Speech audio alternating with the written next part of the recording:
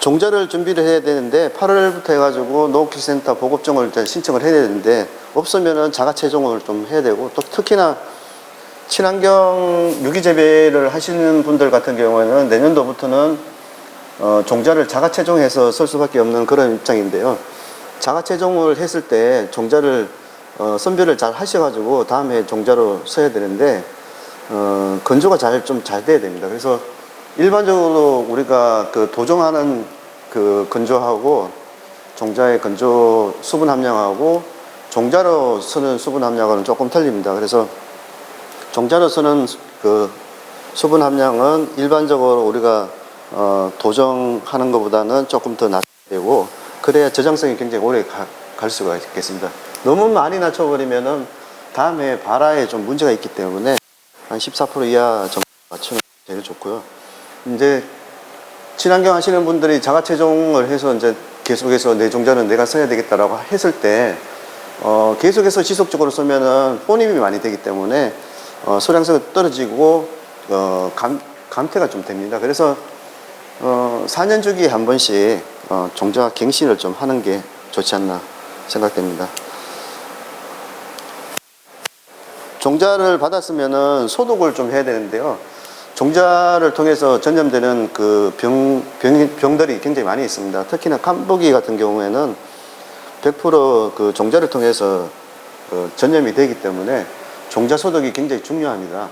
벼나 아니면은 일반적으로 우리가 화분과 작물을 재배를 할 때 제일 중요한 거는 종자 소독입니다. 그래서 일반적인 약재 소독은 굉장히 쉽습니다. 카브람 분재에다가 보통 우리가 10kg, 20kg 단위로 좀 공급을 하고 있는데 300평에 들어가는 양입니다. 그래서 좀 일찍 심으시는 분들은 15에서 16kg 정도 소요가 되고요. 좀 늦게 심으시는 분들은 조금 더 많은 양의 그 종자가 필요합니다. 근데 이 한 포를 가지고 그 카브람 분재 한 봉지를 넣어서 그냥 섞어주기만 하면 됩니다. 그래서 종자 표면에 잘 골고루 묻도록 섞어서 이렇게 이제 비벼주면은 일반적으로 소독이 잘 되는데요. 종자를 통해서 전염되는 줄무늬병이라든가 깐부기병이 이렇게 많이 발생이 되는데 뭐 종자 약재 소독을 하면은 안 되는 전혀 나오지 않습니다. 그래서 일반적으로 그 황농약을 통해서 뭐 소독하는 방법은 굉장히 쉽습니다. 약을 사다 가지고 섞어 주시면 되는데, 친환경으로 하시는 분들은 황농약을 쓸 수가 없기 때문에 그 친환경적으로 이렇게 소독을 해야 됩니다. 그래서 냉수온탕 침법이라고 있습니다. 그래서 이 냉수온탕 침법은 벼농사 하시는 분들도 많이 하시는데, 친환경 하시는 분들이 거의 100% 냉수온탕 침법을 하고 있습니다. 그래서 벼 같은 경우에는 키다리병이나 이런 것들이 굉장히 심하기 때문에 필히 해야 되고요. 보리도 마찬가지입니다. 보리 친환경 하시는 분들은 냉수온탕 침법을 하는데 벼농사하고 보리하고는 조금 온도가 틀립니다. 그래서 벼 같은 경우는 60도에서 9분 정도 소독을 해야 되는데, 그 벼 같은 경우는 벽시 완개층이 굉장히 두껍기 때문에 온도도 높아야 되고 시간도 많이 걸리는데, 보리 같은 경우에는 그 껍질이 없기 때문에 온도를 높이면은 발화율이 떨어져서 그 발화가 전혀 안 되는 그런 경우가 생기기 때문에, 혹시나 벼농사를 하시는 분들이 보리도 똑같은 방법으로 하셨다가는 낭패를 보는 그런 경우가 생기는데요. 일단은 방법은 이렇습니다. 침지를 일단은 하셔야 되고, 물을 충분히 투하를 시켜가지고 종자를 불려놔야 됩니다. 그래서 10도씨에서는 한 6시간 정도 미지근한 물이죠. 10도 같은 경우는 굉장히 찬 물인데 약간 24도 정도, 그러니까 미지근한 물에는 한 2시간 반 정도 담가 놓으면은 굉장히 물이 이제 침투해서 약간 종자가 불려지는데, 그 이후에 47도에서 48도 그 사이에 온도를 잘 맞추셔야 되는데, 요새는 그 소독기가 워낙 잘 나와 있기 때문에 온도 세팅만 잘하면은 맞추기 쉽습니다. 일반적으로 물을 데워서 내가 이렇게 소독을 하겠다고 돼지꼬리를 넣어서 하겠다고 했을 때 온도를 잡기가 굉장히 힘듭니다. 온도계를 꽂아 놓고 해도 집어넣으면 온도가 떨어져 버리고 하니까, 될 수 있으면은 종자 소독기가 있으면은 그걸 이용하는 게 굉장히 좋은데요. 그 침지하고 나서 불린 다음에 47도에서 48도에서 2분, 딱 2분을 담그고 나서 다시 52도에서 5분, 그리고 바로 찬물에다 넣어요. 이제 이게 방법인데, 어떻게 보면은 굉장히 어려울 것 같은데, 전혀 어려운 방법은 아닙니다. 그래서, 일단은 24도에서 불려가지고, 한 47도, 48도에서 1 내지 2분 딱 담그고 나서 52도로 그냥 올려가지고 5분 동안 있다가 그냥 끄집어내서 찬물에 식혀가지고 말립니다. 굉장히 뭐 그렇게 어려운 방법은 아닌데요. 이게 5분간 했다가 건져가지고 찬물에다 분명히 넣어야 돼요. 그러니까 찬물에 안 넣고 그냥 놔뒀다 하면은 그대로 익어버리기 때문에 52도에서 꺼냈을 때 바로 찬물을 틀어놨다가 거기서 갖다가 충분히 식힌 다음에 말려가지고 파종을 하시면 됩니다. 그 밑에 뭐 온탕 목욕탕치법이라고 있는데 이런 것들보다는 아까 말씀하신 냉수 온탕 침법이 굉장히 효과가 좋기 때문에 이 방법을 쓰시는 게 제일 좋을 것 같습니다. 친환경제, 그러니까 친환경 제재를 이용한 소독 방법도 있습니다. 나는 그런 것도 없고 소독기도 없고 뭐 물 데피기도 좀 그렇다라고 했을 때 목초액하고 키토산하고 친환경 소독약으로 CR100이라고 있는데 이거는 우리가 화학적으로 방지하는 거에 100%라고 했을 때는 좀 많이 떨어질 수가 있는데 전적으로 믿으시면 안 되고 일단은 친환경 소독 약제 그리고 키토산, 목초액 이런 부분들을 가지고 많이 하고 있습니다. 그리고 나머지는 유산균이나 한방 영양제 이런 것들은 저희들이 농가별로 사용하는 방법들이 다 틀리기 때문에 일단 한번 사용을 한번 해보시고 나만의 방법을 찾는 게 제일 중요하지 않나 그렇게 생각되고요. 나머지는 목초액은 한 200배의 목초에다가 15분 정도 침지를 하고 나서 얹어가지고 물에 씻지 말고 그대로 말리는 게 방법이고요. 키토산 같은 경우에는 300배. 키토산을 굉장히 잘 사용하셔야 되는 게 뭐냐면은 농도 조절을 잘못했을 때 실패할 확률이 굉장히 많기 때문에 키토산은 300배를 잘 맞추셔가지고 좀 오랫동안 담가놨다가 말려가지고 쓰시는 거. 그리고 CR100 같은 경우에는 약제 소독약으로 나와 있습니다. 친환경 약제인데요. 그래서 뭐 한 50에서 100배 해서 24시간 담가놨다가 말려서 그러고 쓰시면 됩니다.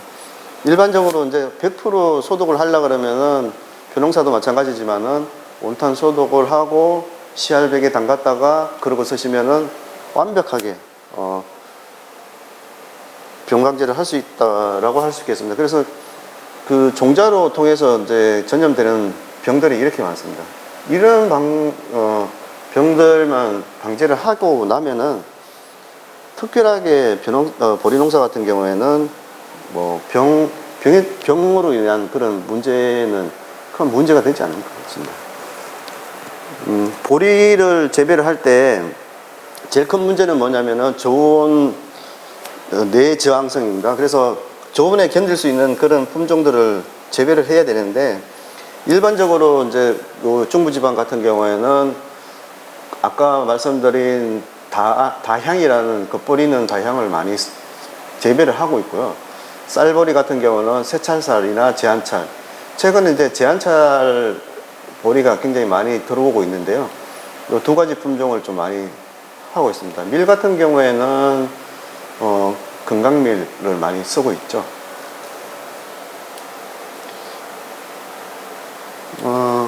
이렇게 양평고를 봤을 때는 이렇게 영하 10평, 그러니까 1월달, 2월달 평균 기온이 10도 이하로 떨어지지 않아야 되는 그런 지역입니다. 그래서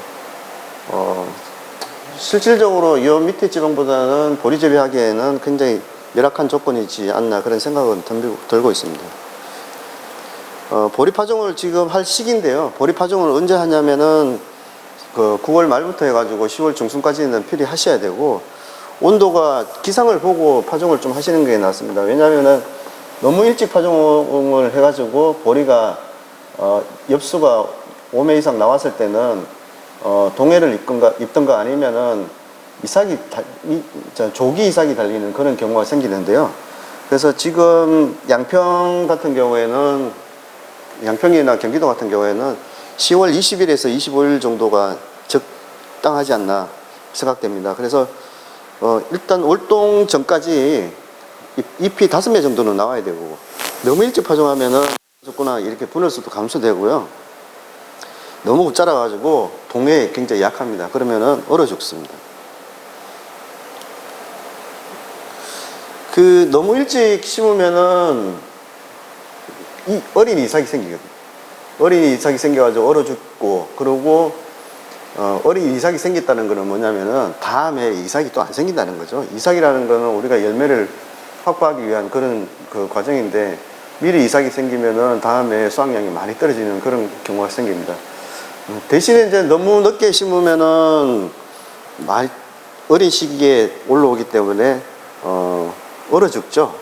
아무래도 엽수가 5매에서 6매 나왔을 때 하고 두세 매 나왔을 때 하고 겨울을 견디는 힘이 굉장히 차이가 나기 때문에 일반적으로는 5매까지 확보를 하는 게 급선무라고 할 수 있겠습니다. 그리고 너무 늦게 심으면은 수확 시기가 그 뒤로 또 미뤄지기 때문에 그 다음 작기를 준비하기가 굉장히 어렵습니다. 그래서 이모작을 하시는 분들이 대부분 보리를 심고 그 다음 해에 다른 콩을 심는다고 했을 때 6월 중순까지는 어차피 보리 수확을 마쳐야 다음 작기를 준비해 가지고 들어갈 수가 있는데, 콩 같은 경우에는 6월 말까지는 심어야 되는 그런 부분들인데, 이게 6월 중순에 수확이 안 되고 6월 말까지 뒤로 미뤄져 버리면은 전체적으로 그 이모작에 대한 균형이 깨지기 때문에, 될 수 있으면은 너무 늦게 심으면은 아무래도 다음 해에 다음 작기 심기가 굉장히 여유가 없다는 거죠.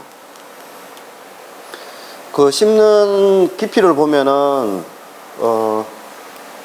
토양 표면에 뿌려 뜬 거하고 2, 3cm 하고 5, 6cm 보면은 아무래도 2, 3cm 심었을 때가 제일 안전하고 동해를 견딜 수 있는 그런 부분도 강하게 내리면 굉장히 좋습니다.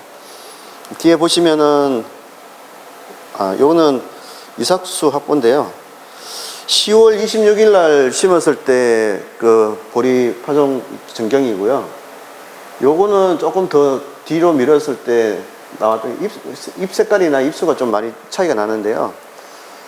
11월 8일까지 넘어가면은 굉장히 요런 경우에는 겨울을 나기가 굉장히 힘듭니다. 동해도 많이 있고, 특히나 이런 토양 같은 배수 불량이면은 거의 100% 다 얼어 죽는다고 볼 수가 있겠습니다. 보리 이삭을 보면은 10월 25일 경에 심었을 때 하고 11월 1일, 8일 이렇게 뒤로 밀었을 때 가지수나 아니면 뿌리나 이런 것들이 10월 25일에 심었던 게 제일 안전하다고 볼 수가 있겠습니다.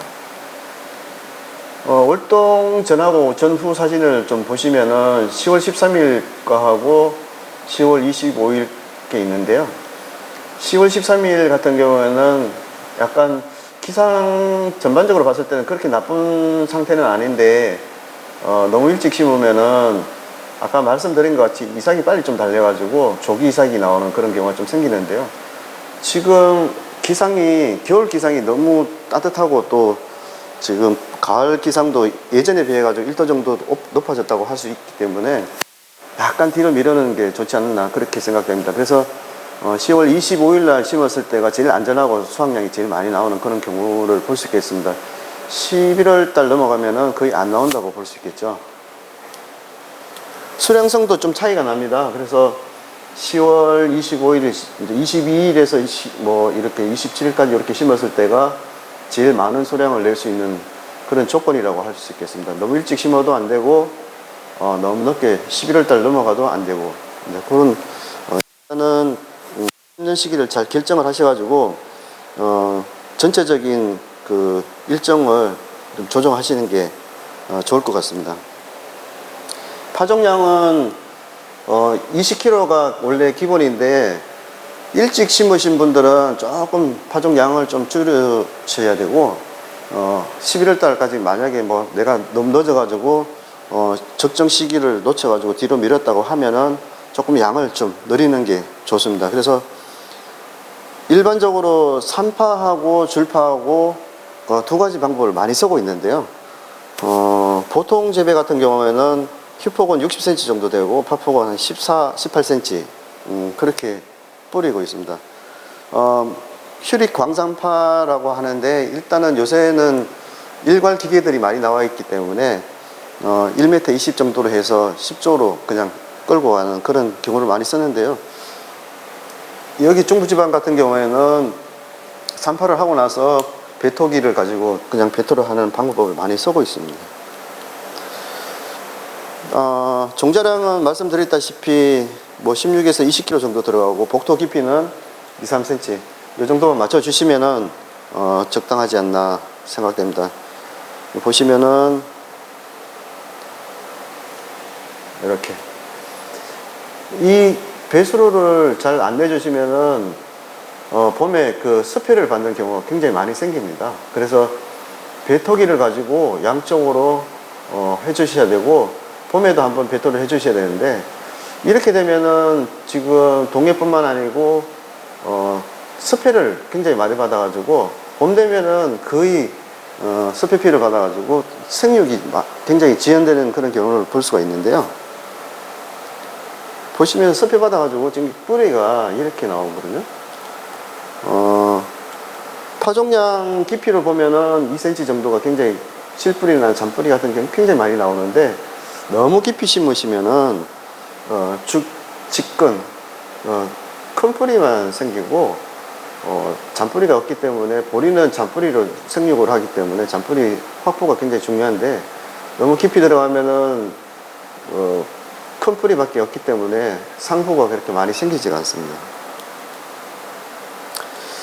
파종입니다. 그럼 보리 파종을 할 때 어떻게 파종을 하냐면은 대부분 휴릭 광산파 그러니까 그냥 뿌리고 나서 배토를 하는 방법 그런 방법을 많이 쓰고 있고요. 조파라고 그래가지고 줄뿌림 하는 기계도 있습니다. 이 방법은 예전에 굉장히 많이 썼는데 요새는 작업의 편리성을 위해 가지고 광산파 그러니까 산파를 많이 하는데 이렇게 뿌리면은 아무래도 이것보다는 생육이나 아니면은 수확할 때 굉장히 좋죠. 이런 방법도 좋은 방법 중에 하나입니다. 근데 최근에 나오는 기계들은 전부 다 그 일괄식 기계라서 파종, 비료, 소독, 복토까지 다 되는 그런 광산파 형태로 나오는 경우가 굉장히 많이 있습니다. 그래서 이렇게 하는 방법도 있고요. 요거는 이제 아까 말씀드린 줄뿌림인데 파종기가 일괄 작업할 수 있는 그런 기계가 A사에서 나오는 기계인데요. 요게 5개 해가지고 10조씩으로 해가지고 끌고 갑니다. 그래서 요 기계는 복토기가 옆에 지금 이쪽에 없는데요. 이쪽 옆에 복토기가 달려가지고 배토를 하면서 복토 옆으로 흙을 날려가지고 복토까지 해주는 그런 경우인데요. 여기는 달려있네요. 그래서 지금 여기서 흙을 이쪽으로 날려가지고 벡터까지 다. 그래서 이렇게 조파 형태로 나오는 기계도 있고 산파를 하면서도 이렇게 덮어주는 그런 기계도 있습니다. 이 두 가지는 이제 줄뿌림 형태로 지금 하고 있는데 이게 일반적으로 벼농사에서도 근답 직파를 하는 그런 기계하고 똑같습니다. 그래서 여기 보시면은 통이 두 가지가 있는데 하나는 벽시 그러니까 보리 종자를 넣는 통이 있고 하나는 저게 비료 넣는 통이 있어 가지고 가면서 이제 시비까지 해주는 그런 기계라고 할 수